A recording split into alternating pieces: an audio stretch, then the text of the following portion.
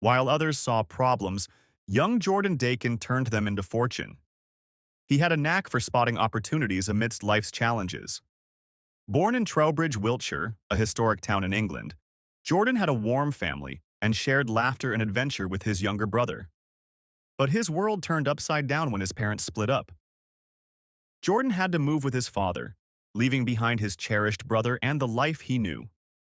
When Jordan turned 12, he was faced with a life-changing choice. His father was leaving for a faraway country and left the decision to him: go with him or stay in Wiltshire with his grandparents. It was heartbreaking, but in the end, Jordan chose to stay with his grandparents. He convinced his grandparents to convert half of their garage into his bedroom. What happened next would test everything Jordan believed about success. He turned a hobby into a business. While he and his friends spent their pocket money on virtual gold, Jordan searched nonstop. He had an idea and refused to let go. Then he found a company in China. Heart-pounding, he typed, "Can I buy lots of game gold for a cheaper price?" He waited. They agreed. At just 12 years old, Jordan launched his first business, RS2 Services, selling game accounts and virtual gold to RuneScape players from his bedroom. It took off fast. Then, in a bold move, he sold it to a Chinese company for £10,000. For Jordan, it felt like a massive win. But this was only the beginning. At 13, Jordan couldn't take the bullying anymore at his private school. He switched to homeschooling, but finding tutors wasn't easy. Then he noticed something. Other kids were struggling too. With encouragement from his dad and granddad, he built Tutor Magnet to connect homeschoolers with tutors.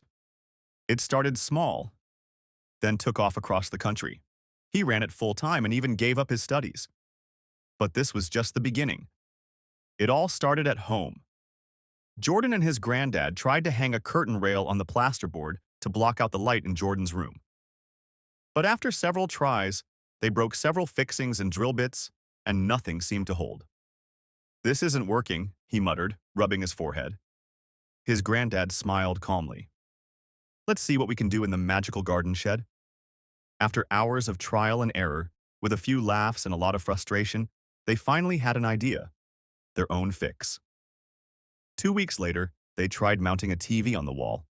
Once again, the store-bought fixings gave way. The TV wouldn't stay up. That's when the story began. In 2008, 13-year-old Jordan and his granddad, a retired engineer, were back in the small garden shed. "We can figure this out. We just have to keep trying," his granddad said. They had tried everything.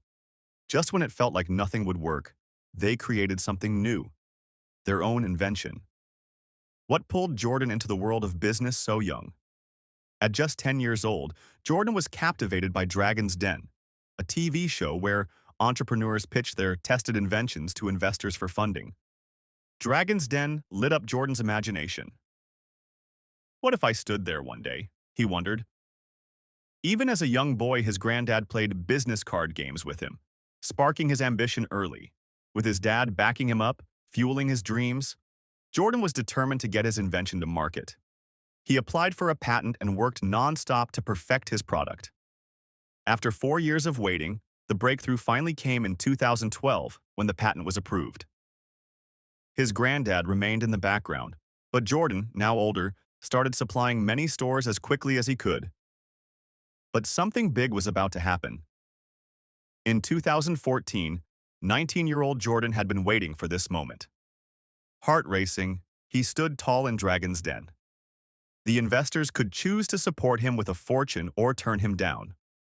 Trembling, Jordan revealed Grip It, a brilliant, powerful fix for heavy items on plasterboard.